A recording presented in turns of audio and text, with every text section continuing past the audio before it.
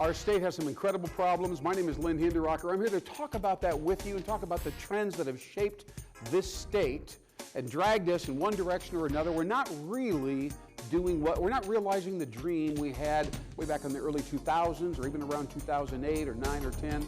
My name is Lynn Hinderrocker. Welcome to WOWBiz Nebraska. We're going to get it on right now. New is now. All right, we're going to be talking about that. Thanks for watching WOWBiz Nebraska. I'm Lynn Hinderrocker with my good friend and commentator Bruce Arendt. Lynn. Thanks for joining me, sir. Thank you. You know, we're going to be talking about newness and how it relates to the entire state of Nebraska. It'll be a very interesting topic for you, I think. Okay. Yes. But new is always fascinating in the world of marketing, particularly, you know, new and different and so on. And I just think it has tremendous importance. And then I'm going to actually ask you to kind of be a devil's advocate here, okay? Easy. That'd be an easy thing for you to do, wouldn't it? All right. So here's the deal. I want to talk to you a little bit about what will precede this. And we're talking right now about a regional initiative, a statewide initiative. We talked about it months ago. Right. Yes, called Nebraska. Nebraska, I remember Nebraska, that's right. And you like that. Yeah. It's kind of a cool little word spin. Right. But since then, I've had the opportunity to dig into it really deeply. But I want to go back and talk with you about something you and I are of the age that we can recall this. And this was the Pepsi versus Coke. I guess it would basically be an advertising battle or war. Yeah. I think it was in the 70s. Yeah. And maybe extended into the 80s. They were always kind of head to head. For market share. For market share. Absolutely. So what was happening, as you recall, is the Coke, of course, was the dominant player, the lead brand. Right. And Pepsi was hammering them in all kinds of different ways, coming at them from promotional and retail angle, whatever they could do to try to get more users. And they just couldn't get it done, right? And so it's a very interesting psychological thing. Positioning, this is, by the way, when the book Positioning came out. I don't know if you know. But anyway, so they said, well, tell you what we'll do. We'll cede to Coke and their brand managers. We'll say, okay, you are the dominant players in the industry. Okay. You are the traditional winners. Nobody can usurp that position. But our brand is for the new, young drinkers. The Pepsi generation. The Pepsi generation. I remember that. Yes. And it was very confrontational, but they had the perfect, how could Coke battle that against that? Because what could they say? Everybody who was drinking Pepsi on the commercials was young and cool and attractive. Yeah, they had hair. Yes. It was really something. And it was fun to watch them go at it because week after week on TV, you would see it interpreted this basic idea. So, and you know what they say, you know, there's a neuro-linguistic programming. NLP is kind of an interesting little genre of behavioral change. Right. And they use this phrase, reframing. I'm going to say that correctly, reframing. Okay.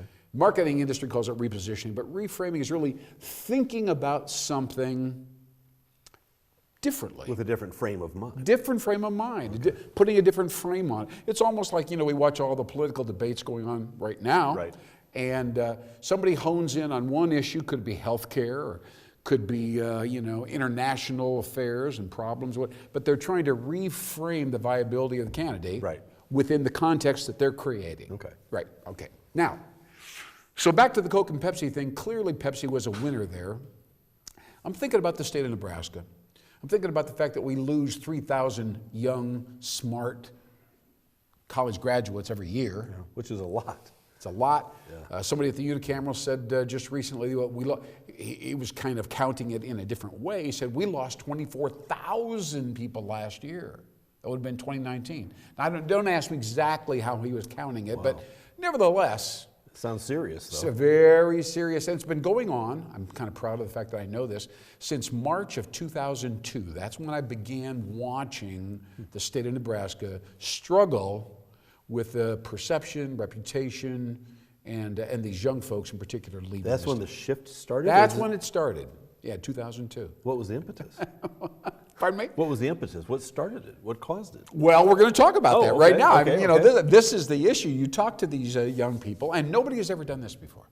I went to Lincoln, Nebraska. I put some effort into getting some people that were graduates or were graduating from UNL. Mm-hmm. I got them to agree to go to Starbucks on O Street and meet with me. And I conducted an informal focus group with these young folks. And I bought them all a cup of coffee, and they were fine. Right, right. And we went round, and I said, you know, why are you leaving? Yes. I think I'm leaving. My bags are packed. I'm leaving. I said, you all grew up here? Oh yeah, I came from Gering and Wayne and da-da-da-da-da. You know, love Nebraska, grew up, great family. But you're leaving. They said, yeah, oh yeah. Huh. And I said, now come on, come clean with me. What's up? Why are you leaving? And they looked like, are you crazy? They said, you know, what we're looking for, we're raised in digital, this is the digital world. Right.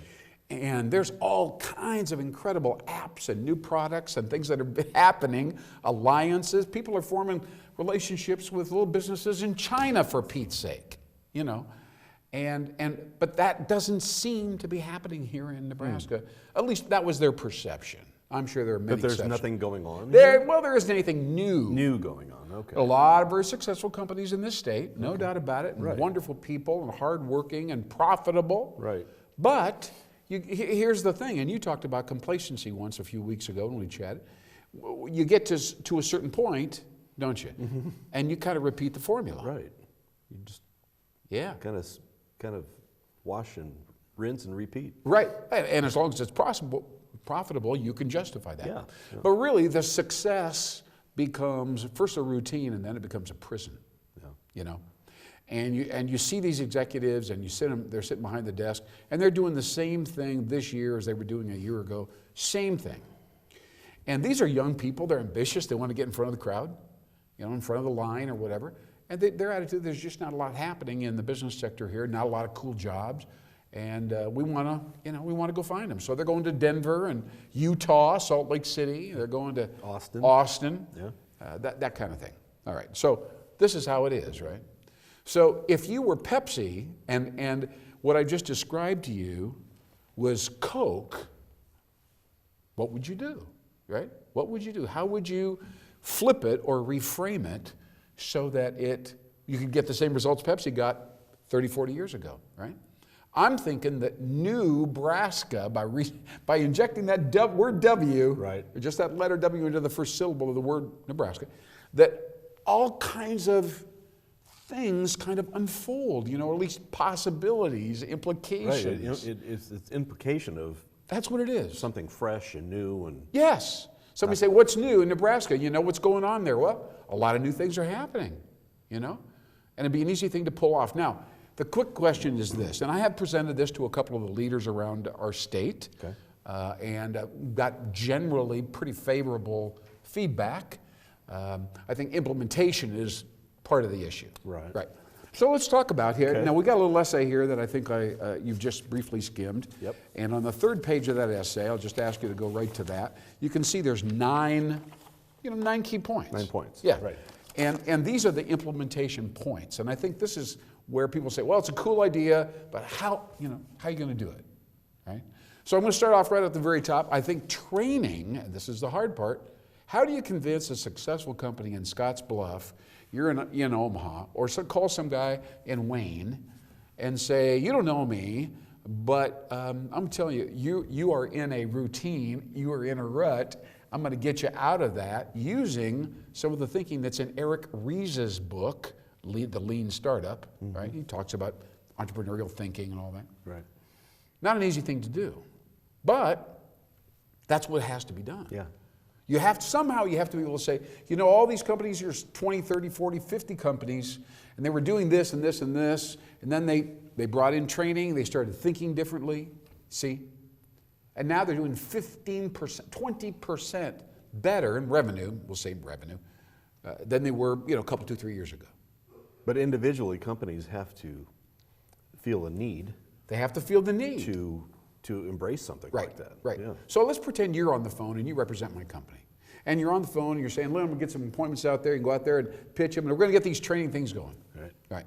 What would you say to somebody who says, Bruce, thanks for calling, but, we're doing okay. We seem to be doing okay. What would you say? You say, I'm talking about Nebraska now. We got to think about this. I mean, would you mention the talent attraction thing? Say, we're losing people. You're not going to be able to find sharp people for your executive suite in 5 or 10 years. Would you say that, or would they say, I'm not worried about all that. I just want to make the profit today and go home? What would you say to that? Off the top of my head, I think I would try to talk about the future, the long term, down the road. You have to, right now everything might be fine, but you have to be thinking about where is the talent pool for down the road, where's the innovation for down the road, because you're going to have to meet the competition down the road. Yeah. Yeah. And have something to offer and be fresh with that. Yeah, I think so too. It's a bit of a challenge. Yeah, yeah. Now, let's talk about money. What would you think if you got in the car, say you're on my team. Okay. Bruce, hey, today's the day you're going to drive to Norfolk today. Right. And you're going to go out there and we're going to cement the deal. This is a company, let's say, that does $10 million in sales a year. Okay. Kind of a medium-sized firm in the state of Nebraska. And they say, look, I want to have I'd have 5 to 10 guys and gals in your training program. And you say, well, I'm going to come out here once a month. I'll come out here and we'll do a half a day, maybe 2/3 of a day for a training session. You pay for lunch, and I'll get here and do the whole deal. Right. Yeah? And I work with Lynn and I have all the materials. And he says, great, that sounds reasonable. And how many times are you going to come out here? And say, well, 6 to 12 times, we'll say. Might come for 6 months, or if you want to really kick it, maybe come once a month for a year.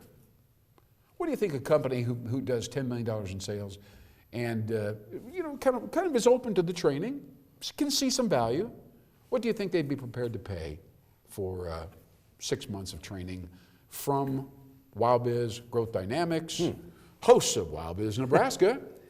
And here's the thing, what if we are linked to or working with the Economic Development Department in Lincoln, Nebraska? See, that's a big if. Right. Right, that adds some credibility, of course, a little bit. It's an interesting question. Do you have any idea? Would it be, I'm thinking percentages of their... Percentages. Out on the East Coast, a friend of mine does training for corporations. I said, what do you charge? He says, I charge $200 to $250 a head per attendee for a half day, like a half day session. So if he has 10 people, that's $2,500, something like that. But I'm going to come to the field and say, look, I don't care if you have 2 people or 25 people in the room. We will offer you the same value, the same price. Kind of interesting. Yeah. It's a tough number. It is a tough number. I'm thinking, I don't know, 1 or 2%. I mean, possibly. If it's of that type of that level of. Yeah, it's senior level stuff. Yeah. Innovation training, change management training, marketing training, research. Let me tell you what. I'd also ask what they're doing currently. Oh yeah, I got to have an orientation session. Because are they doing anything at all? Absolutely. Absolutely. Yeah. Most of them aren't doing too much. Yeah, probably not. Tell you what, we'll be right back with Bruce Arendt right here at WOWBiz Nebraska. I'm Lynn Hinderrocker. Thank you so much for watching us. Here we are digging right into the next chapter. It's all related to the evolution of Blueprint Nebraska. Many of you are listeners here. You know that Blueprint is kind of the defining strategic plan for what the state wants or thinks it wants to become by 2030. So it's a good, long, very ambitious plan, very ambitious. So somebody's got to do something. Somebody's got to put boots on the ground. Boots on the ground. So we'll get back to you very shortly here. I just want to thank you for watching and tell you about Curzon Promotional Graphics. Of course, they're a longtime sponsor of WOWBiz Nebraska. Curzon handles all graphical needs, the smallish things, massive signs on the outside of your building, everything in between. They come up with the ideas if you need that. They do the production. They give you lots of great choices, and the pricing is extremely competitive. So Curzon, Curzon Promotional Graphics. Also, Alpha Tech One. We've talked about them before. They're an outstanding computer repair operation. They come to your house, your office, pick the stuff up, tell you what it's going to cost to fix it, deliver it. You're still sitting there reading the paper, looking at your phone. Boom, boom, boom. That's exaggeration. You know what I'm talking about. They're very fast, they're very convenient. So we thank them so very much. Please consider Curzon and Alpha Tech One if you're in the market for those services. Yeah, and we're very grateful for their help. Good companies. Absolutely. Okay, so we're going to just wrap up here briefly, and then we'll go on to a couple other things. Okay. Yeah. So Blueprint Nebraska was launched by former Senator Jim Smith as the executive director. Brian Sloan, who's the new guy at the Nebraska Chamber of Commerce. Some wonderful people. I think 300 business owners, as well as mayors and some other VIPs across the state. And all of them worked very hard, and they got a lot of tremendous grassroots feedback, and they produced quite a plan. Right. And I've had the opportunity to skim it a couple times and have it explained to me, because I need a little bit of help to get through all the overlapping considerations. But it's very good. But the question I think everybody out there in the state of Nebraska that's in the business community, they are saying, how are we supposed to actualize like, now this? what? Now what? Yeah. Yeah. And so we're hoping that WOWBiz Nebraska, Nebraska as a theme will come together, and we'll be able to do some things with them and really make a difference in this state's future. Yeah. Yeah. Make it applicable. Make it applicable, put boots on the ground, right. as I mentioned before. That seems to be the phrase. People love the phrase because they like the notion of, maybe it's because we're agricultural, Yeah, but it's action-oriented. It's action-oriented. Get out in the field and make it happen. No more theory. So thank you so much for chatting with me about that. Now, it's very interesting. It really is. And by the way, before we segue into our next exercise, which I think will be fun, because you're such a bright guy and so thoughtful, but I do want to point out to our audience here, this is Fast Company Magazine. Obviously, that's an award-winning magazine, been around since 98, 99, something like that. But this, I think, must be possibly the most provocative cover I've ever read. And I try to read them on a regular basis. And here it says, right here, it says, capitalism is dead, long live capitalism. Huh. Now, if anybody wants to get a quick lesson in copywriting, you know what I mean? Yeah. There it is. Yeah, there it is. All right, so provocative. That catches your eye. You go, oh my goodness, you got to read it, right? You got to read it. And so I'm going to go in here to the publisher's quick, I come look on the inside, right. See what they have to say and so on. And this talks about, it's called Capitalism for Everyone is the lead-in essay from the publisher of the magazine, or the editor, I suppose. And he's talking about a very interesting idea, which is the massive inequality that has occurred in our society.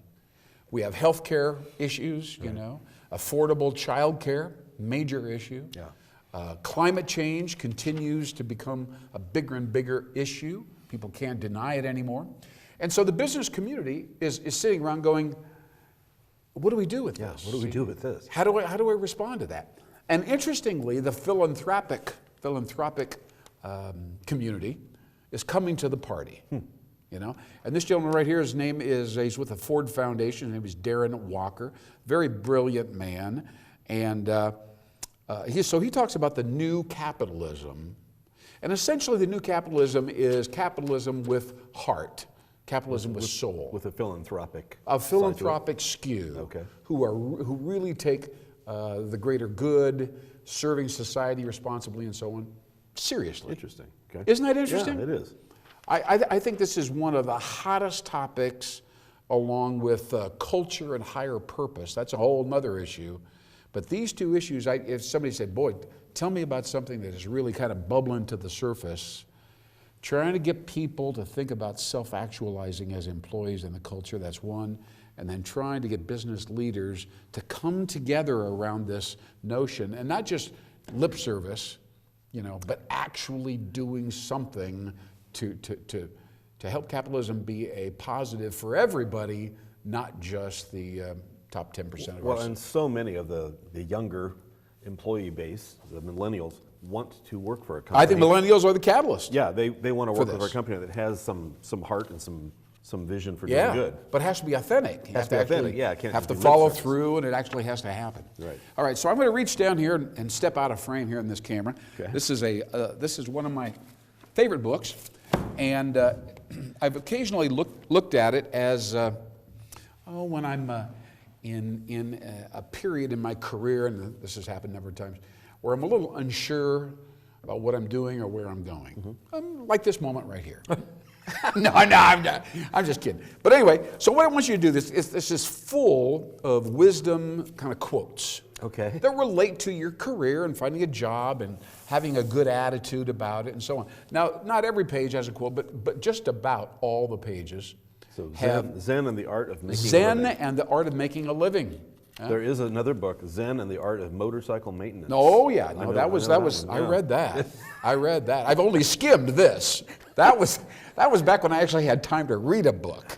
So- now I just skim through. So they have pull quotes in here. You want me just to pick a pull quote? Yeah, just kind of doing it some random deal, and you'll find a page soon.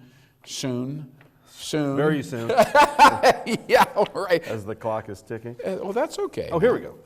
Yeah, I mean there are a lot of quotes in there, and I want to see what you are.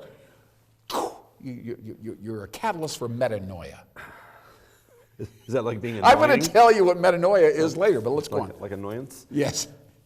The importance and unimportance of the self cannot be exaggerated.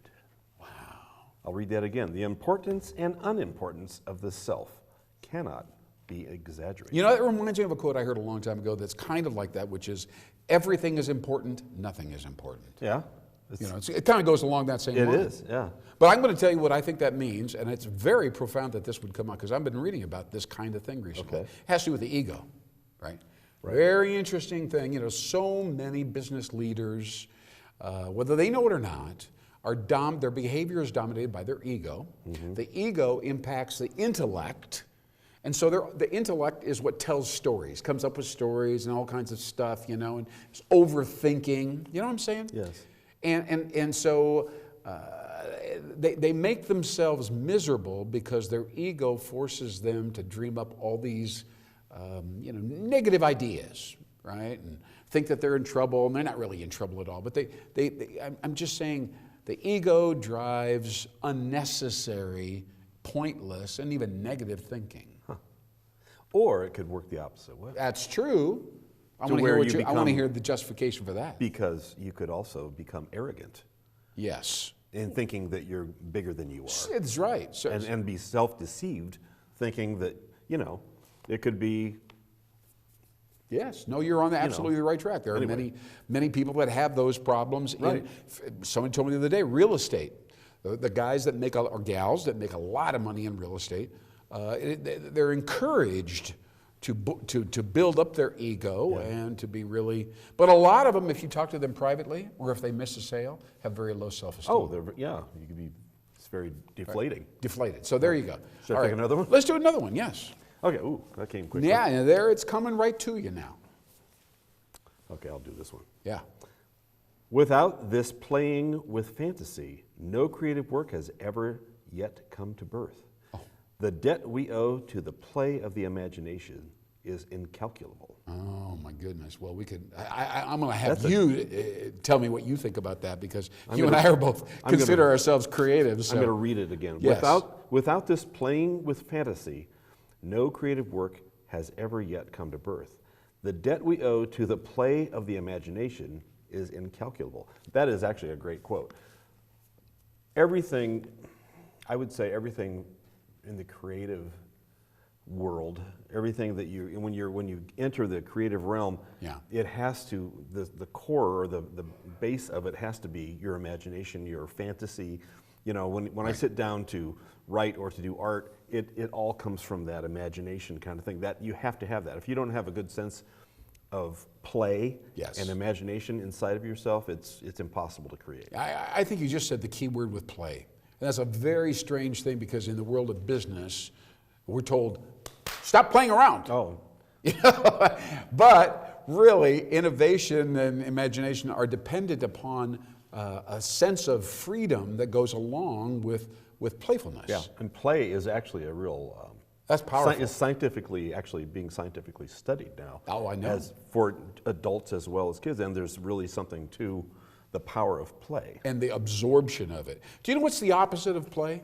I'm going to give you because play is really it's a complex idea. It's a complex idea. Yeah. What gives you a sense of joy at the moment. But I'm going to tell you what is the opposite of this. Is also a very complex idea, and it kills play, and that is doubt. Huh? Doubt is possibly the most stifling, complex, because people justify it. They say, well, I should doubt that. I should doubt this. That's naive and da-da-da-da-da. And I doubt the value of it. It squelches the sense of play, though. Right. And doubt also kind of drains your confidence. Yeah, yeah. So, and you can't be you can't be playful or imaginative if you don't have confidence. Right. Oh, yeah, that's true. You see what I'm saying? Yeah. Yeah, I mean, you don't sit around and say, "Well, this really sucks, but I'm going to think up this idea." You don't think like that. No. No. You have to believe in it, or at least, step out on that limb. Yeah, see what happens, and you know there's nothing's gonna hurt you, or nothing bad's gonna happen, or you might be spending an hour of your time. You could be making money somehow. But you know how it is. But you're playing. When you're trying to think up a concept or idea, you might be jotting down, or you Like might be- Nebraska? Yeah. Okay. All right. You might be writing out or sketching out dozens of ideas. That's correct.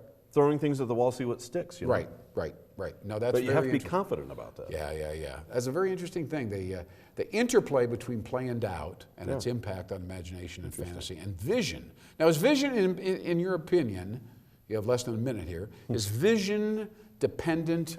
We have visionaries, in our world of business. Right. Does a visionary have to be an imaginative person, or not necessarily? I think you'd have to be to a degree. Yeah. I think you have to be able to embrace a vision. You have to be able to imagine that it's the reality of it. Yeah. I don't know. I think you have to be able to talk about a vision for it to come true. A lot of people say, well, we had really good numbers last year, so here's my vision. We're going to do even better next year. There I go. I don't think that's imagination. I don't think that's vision. No. Vision is the ability to talk about how people are going to feel, or the interactions as this thing unfolds, right? We know that it's a play with not a clear ending. Yeah. Well, Bruce Aaron, that has been, that's great conversation, right? Great stimulus. This is how we tap into your formidable brain. By the way, formidable. By the way, you don't know what metanoia is. No, I don't. I'm going to tell you real quick in 10 seconds. Okay. Metanoia is a massive transformation of your mindset and how you think about yourself in life. Metanoia. It's an Aramaic word. Is it? So ancient. Ancient, yeah. Absolutely. But I use the word, I flip it around now like I just dreamt it up yesterday. It's an ancient word. Now, WOWBiz Nebraska is not an ancient word. No. See how the segue went? It's kind of rough. That was smooth. Not really very good. I'm Lynn Hinderrocker. I'll see you next time on WOWBiz Nebraska. Bruce Aaron will probably be here. I'll grab him, make sure he comes. We might do this Zen and the Art of Making a Living one more time. It's that good. At least it might be. We'll see you next time. Thanks so much.